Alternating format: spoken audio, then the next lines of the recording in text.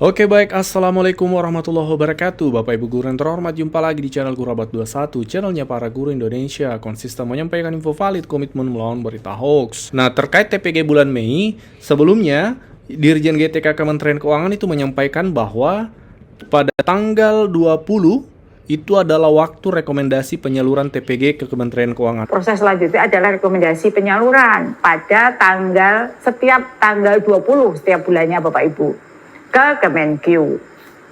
Nah, jangan terlambat nih dari daerah untuk melewati tanggal tersebut. Selanjutnya, Kemenkeu akan mengirimkan rekomendasi kepada KPPN untuk penyaluran masing-masing guru. Nah, artinya rekomendasi salur dari Kementerian Pendidikan sudah dikirim ke Kementerian Keuangan tanggal 20 Bapak Ibu. Dengan demikian Bapak Ibu, artinya tanggal 18 dan tanggal 19 adalah waktu terbit SKTP untuk bulan Mei. Sekarang kita sudah berada di tanggal 16 hari Sabtu, besok itu 17 hari Minggu itu libur, masih libur.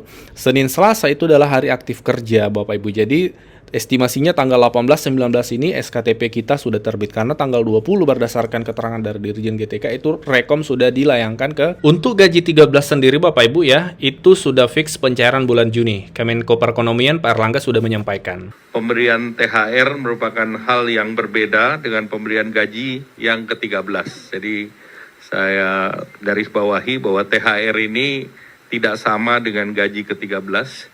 Gaji ke-13 biasanya diberikan di bulan Juni. Di kuartal pertama juga kita lihat belanja pemerintah tumbuh tinggi di angka 21,81%, di mana ini angkanya sekitar 815 triliun. Ini di atas rata-rata historis dan tentu ini didorong oleh beberapa program belanja kementerian lembaga termasuk MBG sampai dengan Maret 51 triliun.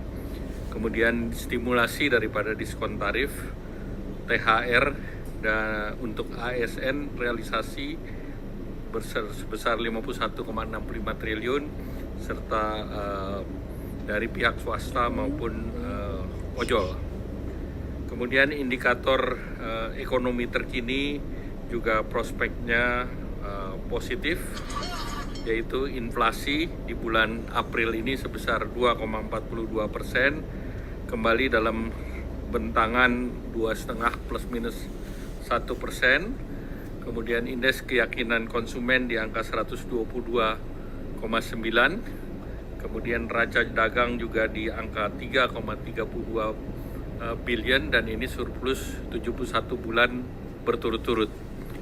Dari posisi credit growth, ini dana pihak ketiga juga meningkat ke 13,55% secara year on year dan pertumbuhan kredit sebesar 9,49%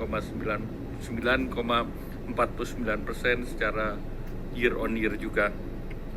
Nah, kalau kita lihat indikator sosial juga terus membaik sepanjang Februari 2025 sampai Februari 2026. Penyerapan tenaga kerja bertambah sebesar 1,89 juta, sehingga total jumlah orang yang bekerja sebesar 147,67 juta, dan tingkat pengangguran terbuka menurun dari 4,76% di Februari 2025 menjadi 4,68% di Februari 2026. Capaian ini memperkuat kualitas pertumbuhan ekonomi di samping penurunan angka kemiskinan sebesar 8,25% di September 25 dan rasio Gini 0,363 juga di September 2025. Sepanjang triwulan 1, berbagai stimulus dan kebijakan pemerintah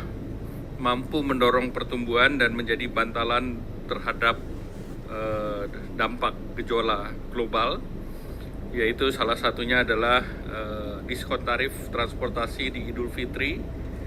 Penumpang kereta api ekonomi naik sebesar 7,6% secara year on year, angkutan laut naik 2,56% year on year, angkutan penyeberangan naik 13,7% year on year, dan realisasi subsidi sebesar 169 miliar. Dari kredit program KUR di kuartal pertama capaiannya adalah 96,18 triliun dan ini merupakan 34,41% daripada target. Kemudian kredit Al-Sintan itu 55,92 miliar, ini 23,19% dari target. Kemudian kredit industri padat karya sebesar 82,93% atau 15% dari target, dan kredit program perumahan mencapai 14,92 triliun dan ini 42,89% dari target. Nah, kebijakan fiskal akan dioptimalkan untuk menjaga momentum pencapaian target pertumbuhan di tahun 2026 sebesar 5,4% dan menjadi buffer terhadap gejolak ekonomi global, antara lain gaji ke-13 ASN sesuai dengan PP 9 2026 targetnya sebesar 55 triliun. Kemudian akselerasi bantuan pangan April-Juni sebesar 33,2 juta keluarga penerima manfaat. Kemudian menjaga subsidi dan kompensasi energi APBN 2026 sebesar 356,8 triliun. Kemudian revitalisasi sekolah atau satuan pendidikan sebesar 13,4 triliun dan implementasi 3 juta rumah FLPP dengan alokasi anggaran 37,1 triliun.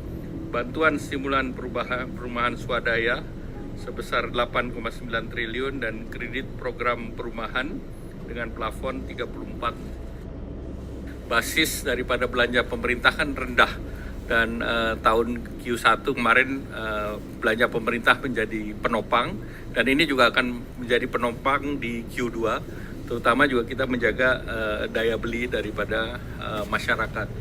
Dan gaji ASN ke-13 itu kan diharapkan bisa diberikan di bulan Juni. Nah, itu juga salah satu penopang. Kemudian beberapa insentif sedang dipikirkan oleh pemerintah. Nah, salah satu juga untuk sektor misalnya di otomotif dan motor. Nah, ini nanti kita akan laporkan kepada Bapak Presiden. Sebelum lanjut, kami menyampaikan kabar baik bahwa telah rilis produk digital terbaru kami, yaitu 200 template PowerPoint siap pakai untuk guru. Guru-guru kan sering tuh butuh PowerPoint, namun kadang bingung karena PowerPoint-nya kurang menarik, flat, dan tidak variatif. Nah, 200 template PowerPoint siap pakai ini akan membantu guru-guru sehingga Bapak Ibu tidak perlu mendesain dari awal, sudah ada template-nya, tinggal Bapak Ibu sesuaikan. Ini cocok untuk semua jenjang ya, mulai dari TK, SD, SMP, SMA, sederajat Bapak Ibu. Jadi Bapak Ibu cuma sekali beli bisa dipakai seterusnya sampai Bapak Ibu pensiun. Jadi silahkan dipesan 200 template PowerPoint siap pakai untuk guru ini di nomor WA admin kami 0823 1332 0383.